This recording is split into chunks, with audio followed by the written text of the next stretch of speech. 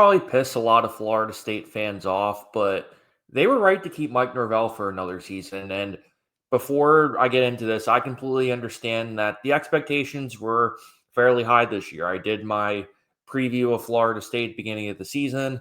I was super high on Tommy Castellanos, just given that skill set that he's able to translate from Boston College to Florida State. You're obviously excited about Gus Malzahn, who I think is a really underrated play caller and just an underrated coach in general. You bring in Tony White from Nebraska, and all those things were supposed to kind of come together for Florida State, and especially when they beat Alabama week one, and everybody, including myself, was on the Florida State train and kind of said to yourself, hey, they can realistically contend for the ACC championship again.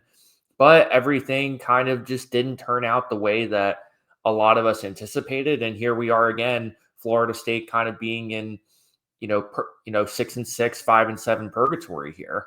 And even when you launch back to the days of Bobby Bowden, for example, those last couple years were essentially why they moved on from Bobby Bowden at that time too. So needless to say, the standard at Florida State is always pretty high.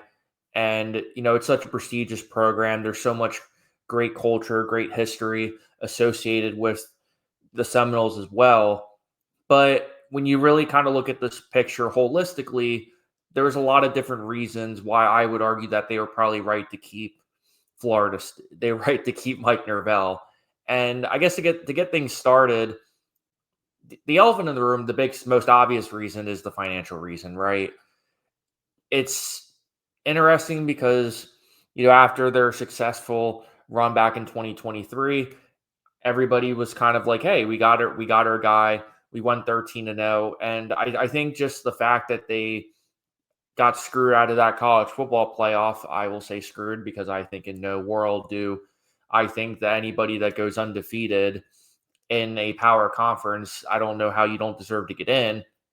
But I think dating back to that, I think that season and not be able to get into that kind of screwed everything up in a lot of different ways for Florida State. And I don't mean to rehash history here or to do that kind of thing, but I think it needs to be talked about too, because it just seems like after that moment between that and then Jordan Travis obviously tearing his ACL against a rather useless tune-up game versus North Alabama. I still remember watching that play and just feeling awful for not only Jordan Travis and him as a player and his family and all that stuff too, but I felt bad for the kids, the coaching staff, and the program itself, because I just think it's just sent an awful message to everybody who's kind of participating in this playoff. But nevertheless, if they were to move on from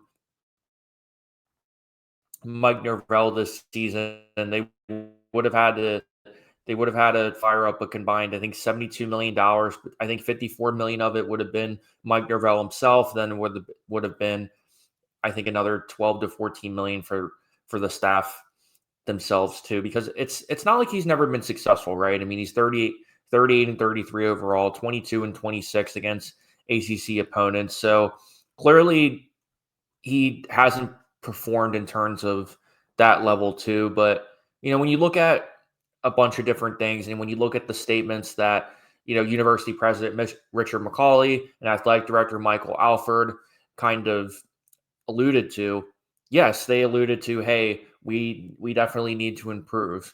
Yes, there's a process to that. And yes, the standard is the Florida State standard. However, I think it does help that they even said in their announcement, hey, we're just going to try to have a little bit of unity and a little bit of continuality in a sport that doesn't always encourage that.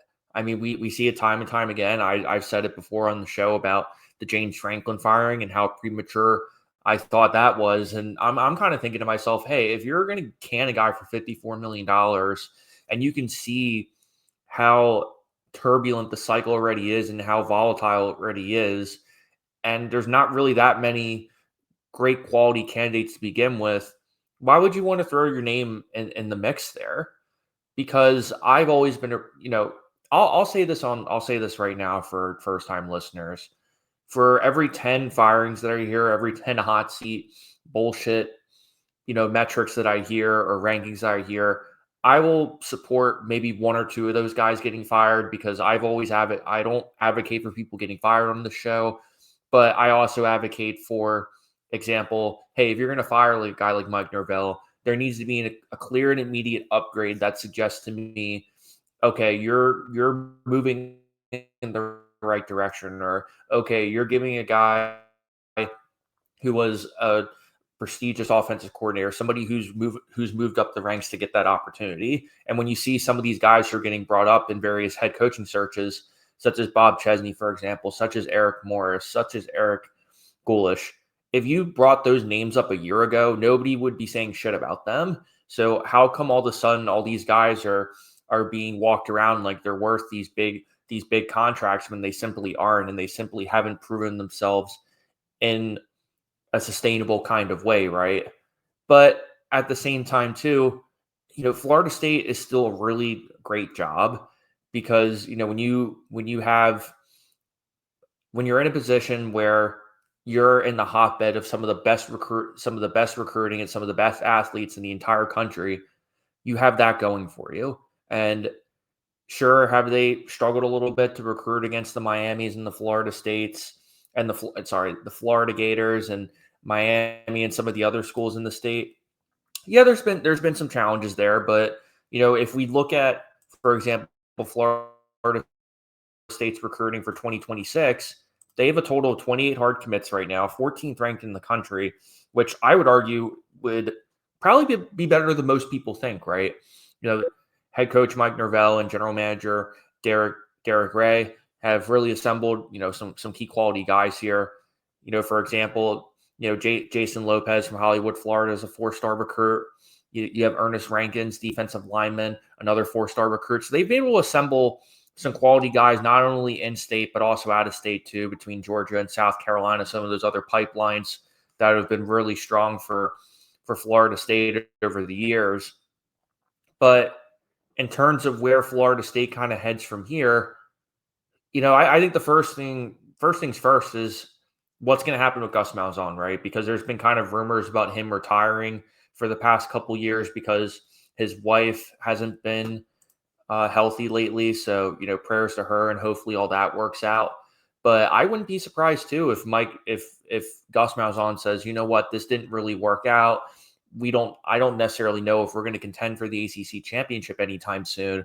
So how long do I really want to kind of stick this out for? Because to me, that's definitely one of your first immediate questions that you have if you're Florida State, because as you saw last year, they can assemble a pretty solid roster with the amount of money that has gone into the program, the prestige that's gone into the program, and also just how open the ACC is every year, which I'll do a video on that probably sometime today or tomorrow. But nevertheless, I mean, there's so many positives to this Florida State job that I think people kind of overlook. And, I don't want to overlook the fact either that, yes, you're 7-16 over the past 2 years. You've only had three ACC wins in that span of time. So you have to kind of find that balance between being a realist, like I'm confident that leadership is, but you also can't completely dismiss the success that Mike Norvell has had. It would be a little bit more understanding if, hey, he's been there for 10 years like Justin Wilcox has, but he would be going to his 7th year being kept going into 2026. So I think there's a lot of positives there. I think they're kind of being wrong in a different way. Now, if somebody who covers Florida State and they feel differently, I'd love to have them on the show and kind of pick their brain. But if you kind of look at this just in terms of where they're at right now, are there some deficiencies that they have? Absolutely. Are there some complexities that kind of make it not very straightforward between what do you focus on, what do you invest in, which recruits you bring in, which recruits you don't bring in? Yes, there's always going to be that kind of level to it. And obviously, being at a championship caliber program year after year is only going to get more difficult between the changing navigation of college football in general. But when you look at what's going on with Florida State right now, and with what you have going on in terms of their recruiting class And just the fact that they've really stayed competitive in a lot of these games. Now, I get that the Stanford loss is pretty crappy. I mean, nobody really thought much of Stanford going into this year. That's a really awful loss. But even when you look at some of these other games too, I mean, they played Pitt really hard. Now seeing what they've accomplished this year, that loss doesn't look as bad. Miami Hurricanes, I mean, they were ranked number 2 at the time of that game. So that loss kind of is what it is. And then a Virginia team that has been reeling and finding different ways to win close games. That loss doesn't necessarily seem as bad as we all kind of thought it was. And plus, you beat a Wake Forest team that right now has won 7 games. Will probably win 8 this year. So hindsight's always 2020, right? Because we're looking at this from a little bit further down the road. But I think there is reason to not completely push the panic button on Mike Norvell.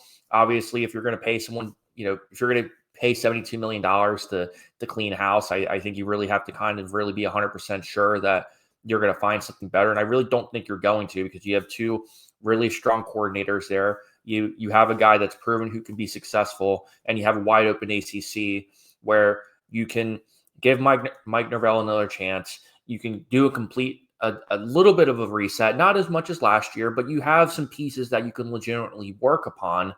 And you know what? If they're in the same situation where they're at 4 to 6 wins, hey, maybe then you decide to make a move.